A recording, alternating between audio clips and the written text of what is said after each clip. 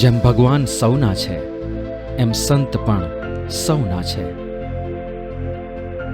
એમના હૃદયમાં સૌનું ભલું કરવાની ભાવના અખંડ વહેતી રહે છે.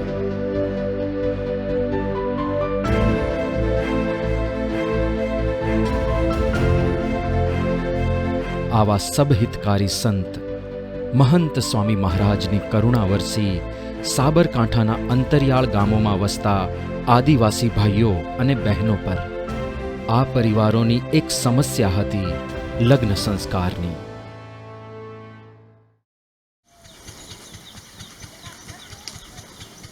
આદિવાસી વિસ્તારમાં શરૂઆતમાં આપણે વિચરણ કર્યું એટલે ખબર પડી કે જે લગ્ન કરનાર એટલે જે વરરાજા હોય એને અહીંયા લાડો કહે છે અને જે એમની પત્ની હોય એને લાડી કહે છે. એટલે લાડા લાડીના લગ્ન ક્યારે થાય કે જ્યારે મુખ્ય પૈસાની સગવડતા થાય ત્યારે લગ્ન થાય. બાકી પૈસા ન હોય તો લગ્ન કરવા અશક્ય બને. આદિવાસી વિસ્તારની અંદર અમારે લગ્ન જ્યારે થવાના હોય તો પહેલી સગાઈ થાય એ વખતે સગાઈની શરૂઆતે જ દારૂ અને માંસાહારથી થાય. એટલે કન્યા પક્ષના જે હોય તે વર પક્ષને ત્યાં જાય અને લગભગ એકાદ બોકડો અને દારૂ, દેશી દારૂ અને ઇંગ્લિશ દારૂ બધો મંગાવે અને પીએ અને પછી ગોળ ખવડાવે, પછી સગાઈ નક્કી થાય. આ રીતે અમારે આદિવાસી સમાજમાં લગ્નની પ્રોસેસ થતી હોય પહેલી, પછી એ પ્રમાણે થાય એટલે પછી અમારી દીકરી હોય એ વરને ત્યાં જાય આવે. આના લીધે 2-4 વર્ષ નીકળી જાય. અમુક પરિસ્થિતિ નબળી હોય એટલે લગ્ન થાય નહીં ને આવે જાય એટલે અમુક દીકરા પણ થઈ જતા હોય. દીકરા થયા પછી પણ દીકરો અમારા લગ્નમાં જતો હોય, મારા દીકરીના લગ્નમાં દીકરો પણ જઈ શકતો હોય. આવી રીતે અમારા લગ્ન થતા હોય છે. મારી પણ સાસરીમાં ઓર મારા સાસરાને ઝઘડો હતો તે કોઈ લગ્ન થાય એવી શક્યત નથી અને મારા કંઈ પણ પૈસા નહોતા. આમ આ આદિવાસી વિસ્તારમાં લગ્ન એ એક સામાજિક સમસ્યા બની રહેતી. તેમાં પણ છેલ્લા લગભગ 40-50 વર્ષોથી પરમ પૂજ્ય પ્રમુખ સ્વામી મહારાજે આ આદિવાસીઓ વચ્ચે ખૂબ વિચરણ કરી તેમને સ્નેહ આપેલો. તેઓના અપાર વિચરણ અને નિસ્વાર્થ સ્નેહથી અનેક આદિવાસી પરિવારો દારૂ, માંસાહાર, હિંસા, વ્યસન વગેરેથી મુક્ત થયા હતા. તેઓ શ્રીની પ્રેરણાથી આ આદિવાસીઓના ભણતર ગણતર તેમજ સામાજિક ધોરણ ઊંચા આવ્યા હતા. પરિણામે આ આદિવાસી બંધુઓ સ્વાભાવિક રીતે જ એક આગવી પ્રતિભા ધરાવતા થયા હતા. કેટલાક ભલે ગરીબ હતા, મજૂરી કરતા હતા, પરંતુ સ્વામીશ્રીના સ્નેહથી તેમના સંસ્કારો ઊંચા હતા. આથી તેઓ દારૂ, માંસાહાર, વ્યસન વગેરેથી મુક્ત રહીને લગ્ન કરવા માંગતા હતા, પરંતુ તેમને આર્થિક અને સામાજિક બંધનો નડતા હતા. દરરોજ મજૂરી કરી અને સાંજે ખાવાનું પૂરું કરવાનું હોય ત્યાં આટલો મોટો ખર્ચ એ કરવો અઘરો હોય છે. અને બીજી વાત એ હતી કે જે સત્સંગી છે એમને કેવી રીતે લગ્ન કરવા એમ, કારણ કે આ બધા આવા કુરિવાજો નડે અને ગામના અને એમના કાકા, કદાચ એમના મમ્મી પપ્પા માને પણ કાકા અને ગામના માને નહીં અને એમને ફરજિયાત દારૂ માંસાહાર આપવો પડે. એ વખતે બહુ જ મોટો પ્રશ્ન થાય કે સત્સંગી તરીકે અમારે શું કરવું. મારે પણ પ્રશ્ન એ હતો કે એમ હતું કે હું લગ્ન તો કરું પણ આ વ્યસન દિવસમાં કેવી રીતે લગ્ન કરવું એમ કે જઈએ એટલે પેલા લગ્નનો ખર્ચો થાય એના 50% તો વ્યસન દિવસમાં ખર્ચો વધારે થવો એવું પરિસ્થિતિ હતી. એવા કેટલાય આદિવાસી પરિવારો હતા જેઓ આ સમસ્યાથી મૂંઝાતા હતા. તેમના ઉચ્ચ સંસ્કારોને કારણે તેમને દારૂ, માંસ, જીવહિંસા વગેરે કરીને લગ્ન નહોતા કરવા. વળી એવા કુરિવાજોમાં માનતા કેટલાક સગાવાલાઓને સમજાવવા એ પણ સમસ્યા હતી. તેઓ ન માને તો લગ્ન કેવી રીતે કરવા? પરંતુ એવા સમયે આદિવાસીઓના સ્નેહમૂર્તિ પરમ પૂજ્ય મહંત સ્વામી મહારાજ અને તેમની પ્રેરણાથી BAPS સ્વામિનારાયણ સંસ્થાએ નિસ્વાર્થ સેવાનું એક મહત્વનું પગલું ભર્યું. એ મહત્વનું સોપાન એટલે એક અવિસ્મરણીય આદિવાસી સમૂહ લગ્નોત્સવ. મહંત સ્વામી મહારાજે પણ આદિવાસી વિસ્તારમાં ખૂબ વિચરણ કર્યું છે. છેક પોશીના ક્ષેત્રના પોશીનાથી આગળ પાલિયાબિયા ગામમાં વાલાભાઈના ગામમાં કેટલાય કિલોમીટર ચાલીને સ્વામી ડુંગર ઉપર એમના ઘરે પધરામણી કરી છે. એના કારણે ત્યાંના આદિવાસી લોકો સ્વામીને ઓળખે અને સ્વામી બધા આદિવાસી ભાઈઓને ઓળખે.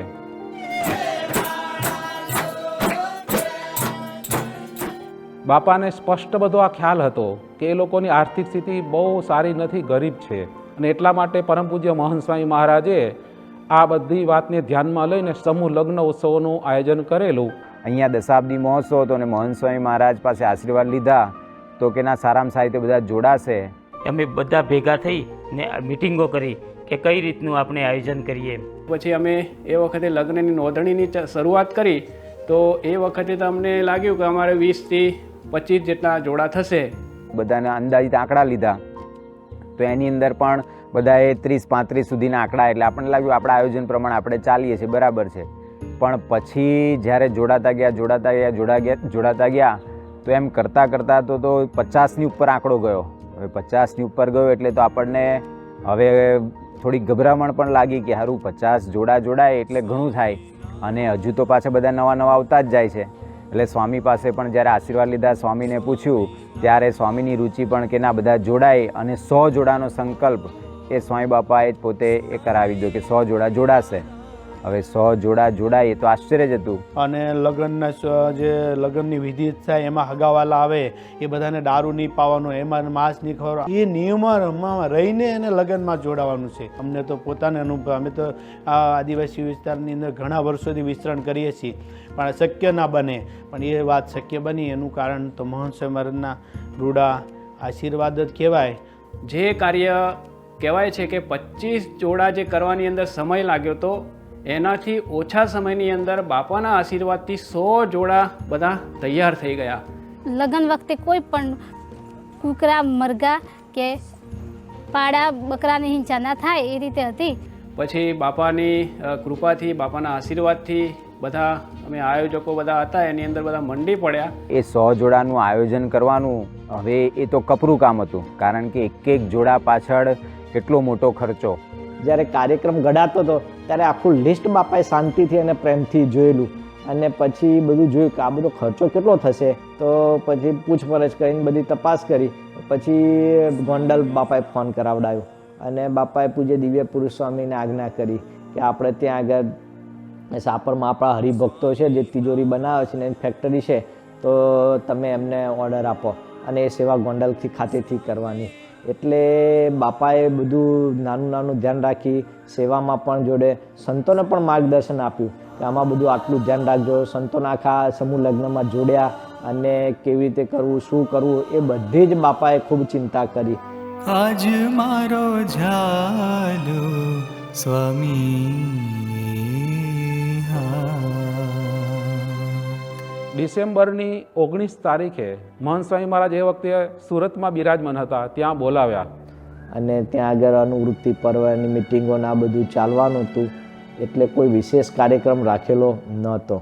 એટલે બાપાને વાત કરી કે બાપા આ જો આપણે હિંમતનગરનો આદિવાસી સમૂહ લગ્નનો કાર્યક્રમ ગોઠવવાનો થાય તો આપણે બધું સ્પેશિયલ કરવું પડે, કારણ કે જાહેર કોઈ પ્રોગ્રામ છે નહીં. એટલે બાપાએ ત્યાં આગળ પણ પરમિશન આપી કે ના આપણે કે બહાર આવીશું. કે સ્વામીએ જ્યારે વાત કરી અમને કોઠારી સ્વામીએ કે આપણે બધા લાડા લાડીને દર્શન કરવા માટે લઈ જવાના છે, તો ખૂબ જ આશ્ચર્યની વાત લાગી. કારણ કે અમારા માટે તો બાપાના દર્શન એ સુરતની અંદર, જેને અમદાવાદ કે હિંમતનગર નથી જોયું, એમના માટે સુરત એટલે બહુ જ મોટી વાત હતી એમ. કારણ કે શક્ય જ નહોતું, સુરત જોયું જ ના હોય, એમના અમારા વડવાઓએ એમ જોયું નથી. 100 જોડકામાં અમારે મંગલપુર સ્વામીએ એમ કીધું કે આમાંથી દરિયો કોણે જોઈ લો એમ. તો એમાંથી લગભગ 4 વ્યક્તિ કે 5 વ્યક્તિ હતા કે ખાલી અમે આંગળી ઊંચી કરી કે અમે દરિયો જોઈ લો એમ. બાકીના બધા દરિયો શું એ કોઈને નથી ખબર. અમુક લોકો તો અમદાવાદ નહોતું જોયું એવા વ્યક્તિઓ હતા. અને એ છે કે આ સુરતનું નામ સાંભળ્યું તો એ લોકો તો ઓલું થઈ ગયું કે સુરત તમે ગયા એમ.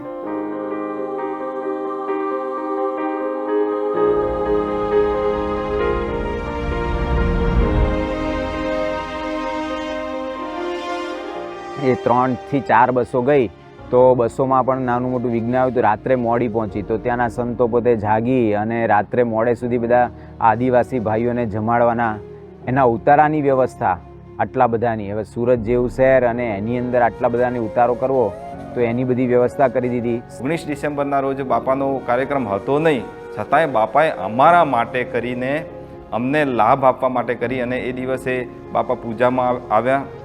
અને પૂજામાં આવે એ પહેલાં અમારા બધા જ વરરાજાઓનો સમૂહ ફોટોનું સેશન હતું, તો ત્યાં આગળ જવાનું થયું. બધા ગોઠવાયા હતા અને બધાને જે આપણે જાણીએ છીએ કોરોનાનું જો બધું વાતાવરણ ચાલતું હતું એમાં બધા બાપાને તો આટલી મોટી ઉંમર એટલે થોડીક વાયરસ લાગી જાય એટલે બધાને માસ્ક પહેરાયેલા. તો બાપાએ એ પણ ચિંતા કરી કે માસ્કમાં ફોટો સારો આવશે નહીં, એટલે બધાએ બાપાએ પોતાના સ્વાસ્થ્યની ચિંતા ના કરી અને અમારી ચિંતા કરી અને બધા જોડે માસ્ક કઢાવી અને પછી બાપાએ ફોટો પાડ્યો અને નજીકથી એટલા ખૂબ સરસથી દર્શન આપ્યા.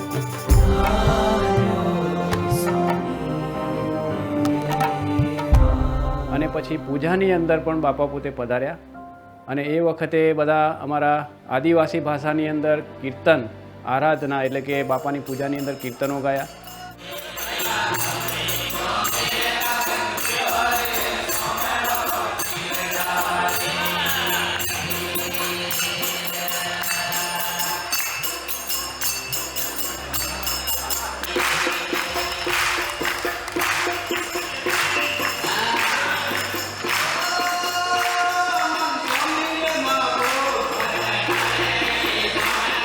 અમારી ભાષામાં જ અમે કીર્તનો ગાયા, બાળકોએ મુખપાઠ રજૂ કર્યા. તો બાપા એટલા બધા ઓતપ્રોત અમારામાં થઈ ગયા એમ કે જ્યારે બાળકો મુખપાઠ કરતા હોય તો બાપા દ્રષ્ટિ એમના સામી હોય એમ. અમારા કેટલા મોટા ભાગ્ય છે કે બાપા અમારી સામે દ્રષ્ટિ કરી અને અમારી સામે જોઈ રહે એમ. આવો દિવ્ય લાભ એ તો કોઈ માની ના શકે એવો લાભ ત્યાં સ્વામીએ આપ્યો. જ્યારે પૂજા પૂર્ણ થઈ ત્યારે અમુક વસ્તુ પ્રસાદીની કરાવવાની હતી. તો આમ તો પુષ્પ છાંટી દે તો બધી વસ્તુ પ્રસાદીની થઈ જાય, પરંતુ મહંત સ્વામી મહારાજને એટલો બધો ઉત્સાહ હતો કે બધી ચાંદીના કંદોરા આદિ બધું હતું એના ઉપર સ્વામી બંને હાથ મૂકીને પ્રસાદીની વસ્તુઓ કરતા હતા.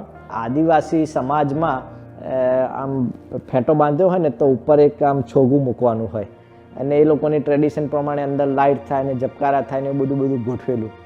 હવે બાપાએ બધું પ્રસાદીનું કર્યું તો બાપાએ એ જોયું એટલે આમ મોર પીછા જેવું લાગે અને બાપાએ જોયું અને પછી સંતોષ બધા બાપામાં લાઇટ થાય ને આમ થાય.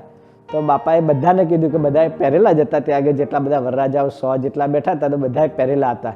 તો બાપા કે બધા લાઇટ ચાલુ કર, પછી લાઇટ ચાલુ કરાવડાવીને આ એટલે નાની નાની વાતમાં પણ બાપાએ ખૂબ રસ લીધો. સાથે સાથે બહેનોના મંગળસૂત્ર, તો એવું મંગળસૂત્રને પણ સ્વામી પ્રસાદીનું કર્યું, ઊંચું કરી અને બધાને સ્મૃતિ આપી.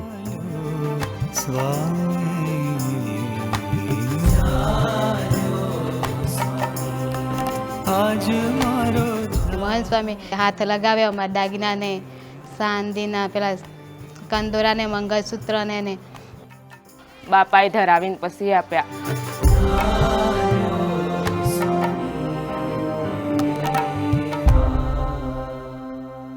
અને હવે બાપા અધૂરામાં તો પૂરું. જ્યારે પૂજા કરીને બાપા વિદાય લેતા હતા ત્યારે આ સંતોના મનમાં હશે અને આ વરરાજાના મનમાં હશે કે બાપા આગળ મુજરા કરવા. આખો કોઈ કાર્યક્રમ હતો નહીં, પરંતુ બધા સ્ટેજ ઉપર આવી ગયા અને બાપાની એકદમ નજીક આવ્યા. કાચ હતો વચ્ચે પણ એકદમ નજીક આવી ગયા અને ત્યાં બધા નાચવા લાગ્યા. કોઈ ઢોલ લઈને, તાલ લઈ અને બધું લઈ, તંબુરો લઈને બધા નાચતા હતા. અને એ સમય દરમિયાન બાપા ત્યારથી ઊભા થઈને છેક સ્ટેજની આગળ નજીક પહોંચી ગયા.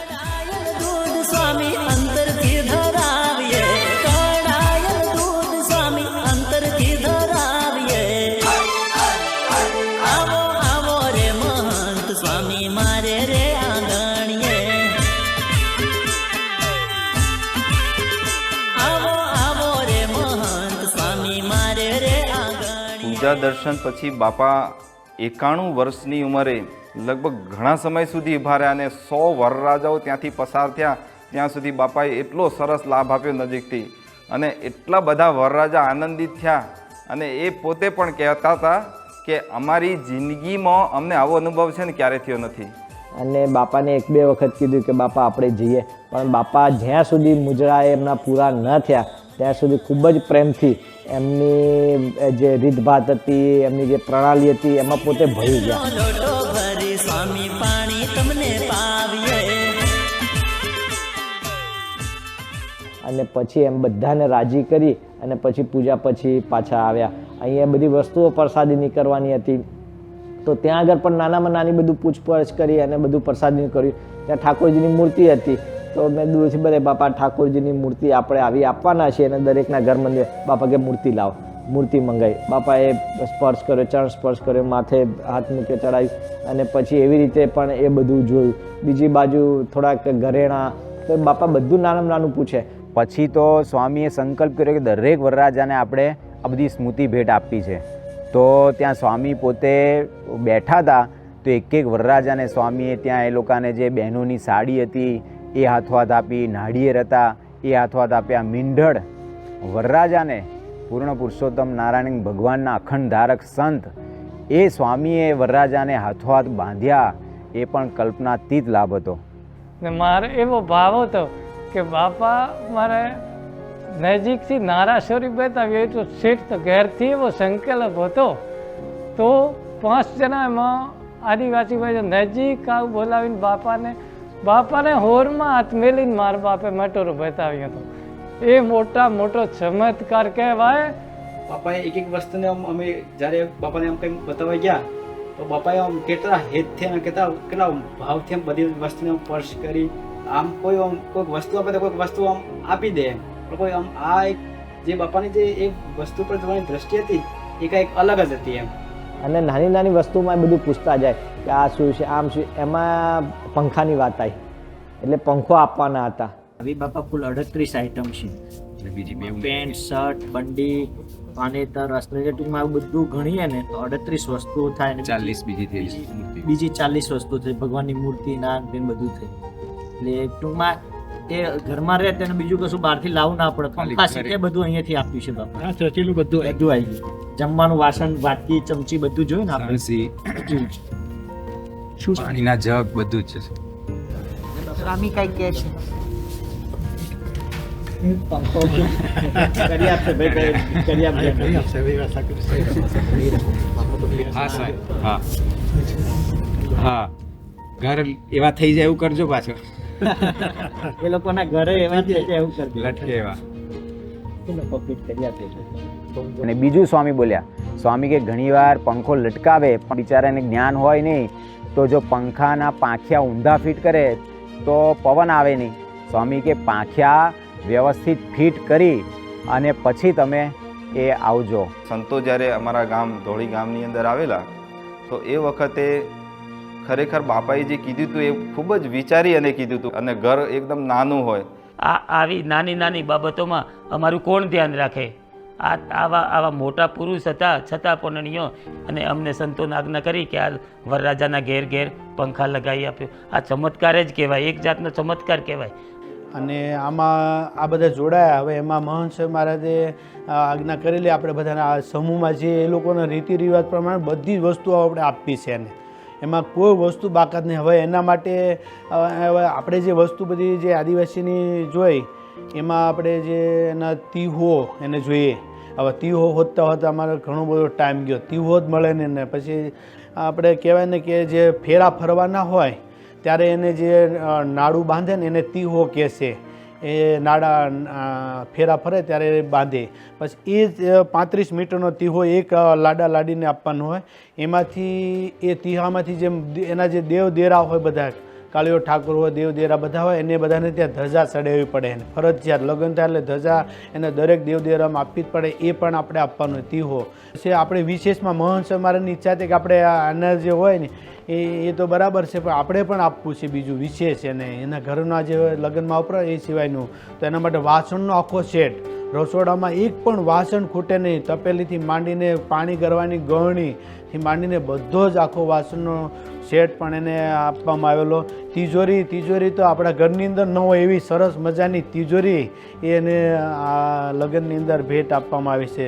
પાણીનો જગ 20 લીટરનો સરસ મજાનો. મહંત છે મારે ઈચ્છા છે કે આપણે બધું જ આપવું છે, નાનીથી માંડીને મોટી, એના ઘરની અંદર કોઈ તકલીફ ના પડે એના માટે પાણીનું બેડું, પાણી ભરવાનું એ પણ આપવામાં, ખુરશી એ પણ આપવામાં આવી છે, ખાટલો, રજાઈ, ગાડલું, ગોદડું, ઓશીકું અને આ પણ આપવામાં આવ્યું છે. અને અમારા રિવાજની અંદર છેક વરરાજાના માથાથી પગ સુધી જે કપડાં અને પહેરવેશ બધો હોય છે વરકન્યાનો, એ બધાની છેક બંડીથી માંડી અને બૂટ મોજા સુધીની એ બાપાએ ચિંતા કરી અને એ આપ્યું. કુલ મળીને લગભગ 38 જેટલી વસ્તુઓ એ બાપાએ અમને આપી. અમને તો બહુ આલ્યું બધું. ઘરમાં તો હમાયના સામે એટલું બધું વાસણ આલ્યો ને, એટલું બધું બાપાએ વાસણ મને આલું છે. એમ ત્યાં દરિયે બતે ફરવા લઈ ગાન ને કામાં ગરીબ પરિસ્થિતિ અમે કેવી રીતે ફરવા જો તમે ના જઈ શકો. ત્યાં અમારા મમ્મી પપ્પાએ એટલી અમારી ચિંતા ના કરી, એટલી ચિંતા અમારે સંતોએ થઈ કરી. અને જેવા અમે બાપાથી લાભ લઈને બહાર આવ્યા, તો બહાર આવ્યા તો જે સુરતના જે હરિભક્તો હતા ને એ બધા દોડીને અમને મળવા આવ્યા કે તમને તમને બાપા છે કે આ રીતે તમને દર્શન આપે એમ. અમને કીધું કે હા, કે બાપા એમને આ રીતે દર્શન આપ્યા. એ લોકો કે અમારે કેટલા વર્ષ થઈ ગયા, કેટલું આ વર્ષો સત્સંગ છે ને આમ છે ને તેમ છે, તોય મને બાપાએ કે આમ નજીકથી દર્શન નથી થયા, તમને આ નજીકથી દર્શન થયા એમ. એટલે ત્યારે અમને સમજાવ્યું કે બાપાને આમ કે લેવલના હશે કે બાપાને અમારે આમ નજીક જવા મળ્યું એમ. બપોરના સમયની અંદર, હવે બપોર સુધી તો આપણે જાણીએ છીએ કે સ્વામીને અક્ષરધામ, સુરતનું અક્ષરધામ ત્યાં પોતે બનતું હતું, એની મિટિંગો ચાલે, સંતોની મિટિંગો ચાલતી હોય, અનેક કાર્યભાર હોય. આ બધા જ કાર્યક્રમોની વચ્ચે સ્વામી જ્યારે બપોરનું ભોજન પૂરું કર્યું અને ભોજન પૂર્ણ કરીને સ્વામી જ્યારે આરામમાં જતા હતા, ત્યારે એ આ સંતોને જોઈને સ્વામી પૂછેલા, બપોરે જે આદિવાસીને આપણે સમૂહ લગ્નનું બધું વસ્તુઓ જોઈ, પણ આટલી જે વસ્તુઓ છે એ એના ઘરમાં આવશે કે નહીં આવે? હવે આવો વિચાર પણ એ સ્વામીએ બપોરે સ્વામીને આવતો થયો. એનો મતલબ શું થયો કે સ્વામીના મનની અંદર આ આદિવાસીઓની જ ચિંતા, આદિવાસીઓનો જ વિચાર એ સ્વામીને આવતો હતો. પરમ પૂજ્ય મહંત સ્વામી મહારાજના એ આશીર્વાદ સાથે એ આદિવાસી જોડાઓ હિંમતનગર આવ્યા. તારીખ 22 ડિસેમ્બર 2023ના રોજ હિંમતનગરના BAPS સ્વામિનારાયણ મંદિર ખાતે તેમના પરિવારજનોની ઉપસ્થિતિમાં ખૂબ મોટા પાયે વેદોક્ત વિધિ અનુસાર ધામધૂમથી સમૂહ લગ્ન સમારોહ યોજવામાં આવ્યો. એ જ્યારે સમૂહ લગ્ન હતા એના આગલા જ દિવસે પૂજ્ય ઈશ્વરચરણ સ્વામી, એમને પણ જ્યારે આ મહંત સ્વામીના સમાચાર ને મહંત સ્વામીની વાતો સાંભળી, તો ઈશ્વરચરણ સ્વામી તો પોતે પધારવાના હતા નહીં, અનેક કાર્યોની અંદર વ્યસ્ત, પણ સામેથી પોતે કે ના આદિવાસીના સમૂહ લગ્ન છે તો આપણે એ મહંત સ્વામી વતી એ આપણે આવવું જોઈએ. અને ખૂબ એમણે પણ બધી ચોરીની અંદર એક ચોરીમાં જઈ પુષ્પ નાખ્યા, બધી વસ્તુઓ પ્રસાદી બધું જ ચેક કર્યું અને બધાને ખૂબ પ્રેરણા આપી. જો લોકો તો લગ્ન કરવા માટે દેશ પરદેશ જતા હોય છે, પણ આ તો આપણે મંદિરમાં લગ્ન, ભગવાનના સાનિધ્યમાં લગ્ન, અને આ મહાન તીર્થ છે હિંમતનગર મંદિર, અક્ષર પુરુષોત્તમ મહારાજનું મહાન તીર્થ છે. તીર્થની અંદર આપણા લગ્ન, આપણા સંબંધ વ્યવહારિક ગ્રહસ્થાશ્રમના એ થઈ રહ્યા છે. ખાસ આજના પ્રસંગે મહારાજ સ્વામી પ્રમુખ સ્વામી મહારાજ, મહંત સ્વામી મહારાજને પ્રાર્થના કરીએ છીએ કે આપ સૌને ખૂબ બુદ્ધિ, શક્તિ અને બળ આપે. પરમ પૂજ્ય મહંત સ્વામી મહારાજ અને પરમ પૂજ્ય ઈશ્વરચરણ સ્વામીના આશીર્વાદ સાથે સનાતન ધર્મની વૈદિક પરંપરા મુજબ આ આદિવાસી યુગલોના લગ્ન પુરોહિતોએ વિધિવત કરાવ્યા. પૂજ્ય શ્રુતિ પ્રકાશદાસ સ્વામીના માર્ગદર્શન હેઠળ વિદ્વાનોએ વૈદિક મંત્રોચ્ચાર સાથે લગ્નની પ્રત્યેક વિધિ સનાતન શાસ્ત્રીય પરંપરા મુજબ કરાવી. ઓમ યજ્ઞોપવીતમ પરમં પવિત્રમ પ્રજાપતે યત્સહજં પુરસ્તા દેવગણમરામે ઓમ તથાસ્તુ ઇતિ પ્રતિવચન. આ લગ્ન કરાવ્યું એને તો હું ખુદ એમ થઈ ગયું કે 3 કલાક અમે ચોરીમાં બેઠા અને એક આમ શાસ્ત્રનો અનુસાર અમારું લગ્ન થયું.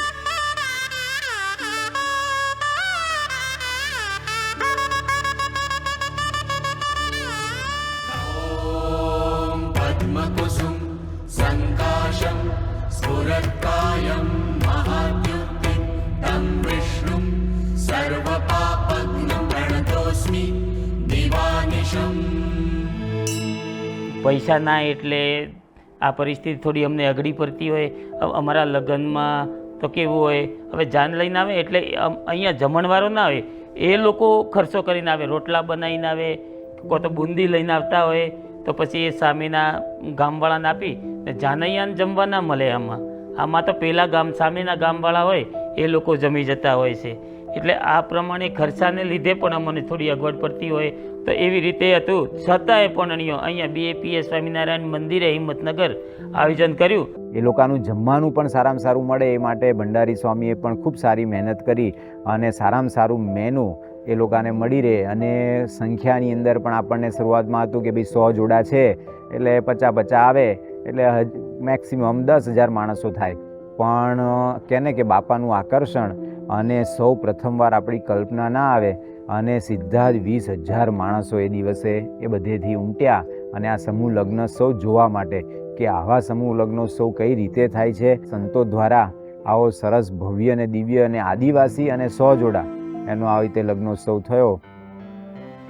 આ નવ દંપતીઓનો પ્રસંગ ધન્ય બન્યો વિરલ ગુરુ મહંત સ્વામી મહારાજના અપાર વાત્સલ્ય અને આશીર્વાદથી. આ જોઈ અને ઘણા બધાએ વ્યસન છોડી દીધા, સભામાં આવતા થયા. અમારા જ ગામનો ધોળીનો એક પ્રસંગ છે કે જે એને મારા ઘરની પાછળ જ દારૂનો મોટો અડ્ડો અને ત્યાં દેશી દારૂ ગાળે. અને જ્યારે સંતોએ આ પ્રમાણે પંખા લગાવવા માટે ત્યાં પધરામણી માટે ત્યાં આવ્યા ને જોયું તો ત્યાં અક્ષર પુરુષોત્તમ મહારાજની મૂર્તિ પધરાઈ. જે દારૂ ગાળવાનું બધું હતું એ બધું કાઢી નાખ્યું એને. બીજા એક કે એમને દારૂનું વ્યસન હતું અને ઘરની પરિસ્થિતિ બહુ જ ખરાબ. પણ જ્યારે આપણો સત્સંગ, આપણું આ સમૂહ લગ્ન, આપણા સંતો એમને જોઈ અને એમને નક્કી કર્યું કે હવે પછી મારે દારૂ પીવો નથી. તો એમને દારૂ બંધ કર્યો, પૂજા કરતા થયા, સભામાં પણ આવે છે અને અમારે ત્યાં ધોળી ગામમાં મંદિર થાય છે તો ત્યાં સેવામાં પણ એ સતત હાજર રહે છે અને ખૂબ સારી સેવા કરે છે. તો એ દહેજ પ્રથા પણ એ લોકોની બંધ થઈ અને સારી રીતે લગ્ન થઈ શકે એવો સક્કો આખા આદિવાસી વિસ્તારમાં પરમ પૂજ્ય મહંત સ્વામી મહારાજે બેસાડી દીધો. અમને કોણ સ્વીકારે આદિવાસીઓને, છતાં પણ આવા પુરુષ અમારી એક નાની નાની ઝીણવટથી પણ ધ્યાન રાખી અને અમને કહેતા.